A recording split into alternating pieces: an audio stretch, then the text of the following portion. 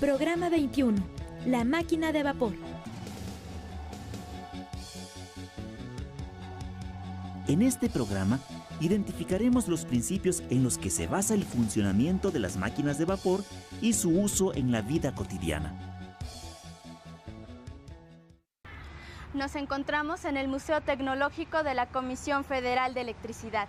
Estas son algunas locomotoras de vapor que recorrieron nuestro país. ¿Cómo se impulsaban estas máquinas? Estas locomotoras funcionaban a partir de la presión generada por el vapor de agua a alta temperatura dentro de una cámara. La presión empujaba al pistón. El movimiento del pistón se transmitía a las ruedas por medio de una pieza llamada biela, que transformaba el vaivén en un poderoso movimiento circular.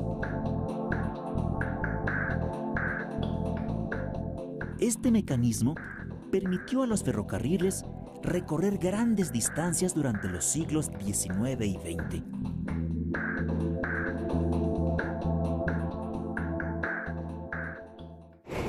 La máquina de vapor fue un gran adelanto tecnológico en su tiempo. Al inicio de la Revolución Industrial en Inglaterra, se utilizó en la industria de hilados y tejidos y para bombear agua de las minas. Años después, se adaptó a barcos y ferrocarriles.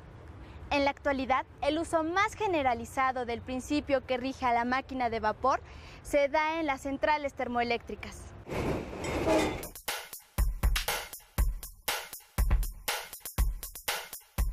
Una central termoeléctrica genera electricidad a partir de vapor de agua.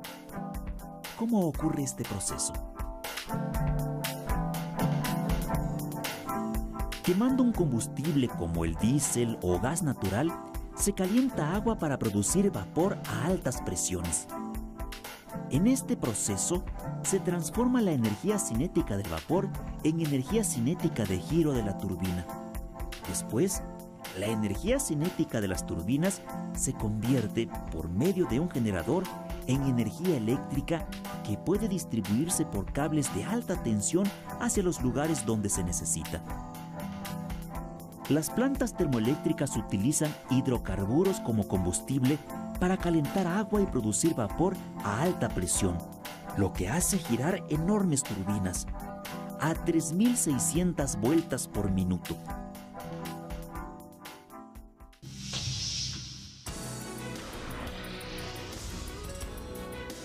¿Sabías que casi la mitad de la electricidad generada en México es obtenida a partir de centrales termoeléctricas? A lo largo del país están instaladas 27 centrales termoeléctricas, que en conjunto representan el 46% de la capacidad para generar electricidad a nivel nacional. Gracias a estas centrales, miles de fábricas y hogares pueden realizar sus actividades diarias. ¿Alguna de estas centrales se encuentra cerca de tu localidad?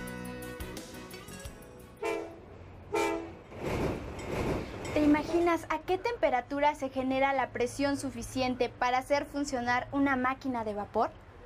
¿De qué materiales estarán construidas las calderas donde se calienta el agua?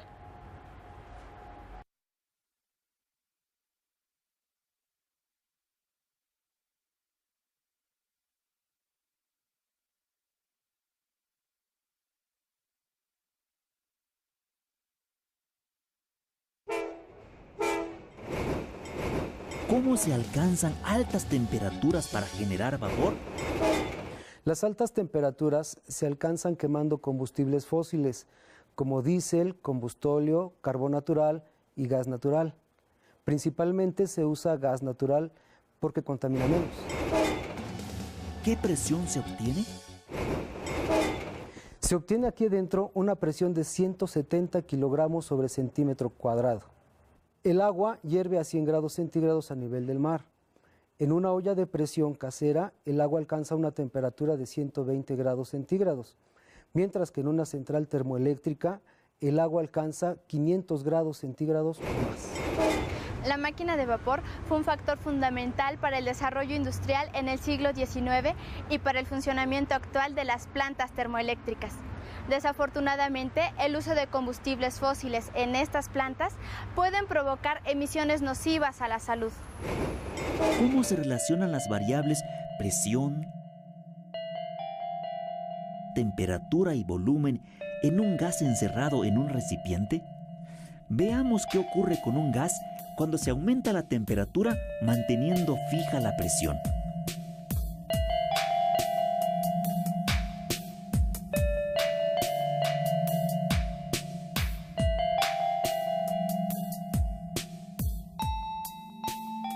El resultado es que el volumen ocupado por un gas aumenta, desplazando el pistón hacia arriba. En cambio, si aumentamos la temperatura del gas manteniendo ahora fijo el volumen, la presión del gas aumentará. Si por último se disminuye el volumen de manera paulatina manteniendo la temperatura constante, la presión se incrementa. ¿Qué sucede a nivel molecular cuando el agua alcanza grandes temperaturas? Cuando el agua alcanza grandes temperaturas y está contenida dentro de un recipiente cerrado, sus moléculas se aceleran tanto que abandonan el seno del líquido, convirtiéndose en gas. Estas moléculas, en forma de gas, golpean tanto las paredes del recipiente que aumentan progresivamente la presión. ¿Cómo se relaciona el comportamiento de las moléculas a altas temperaturas y la presión que se ejerce en las máquinas de vapor? ¿Cómo se relaciona?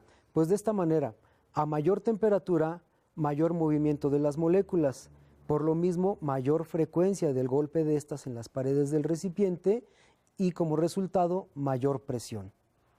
Cuando las moléculas golpean al recipiente y una de estas partes del recipiente, el émbolo, es móvil, este golpeteo se traduce en fuerzas gigantescas capaces de mover a un tren como en una máquina de vapor antigua o generar tensión eléctrica como en las termoeléctricas que vimos hace un momento.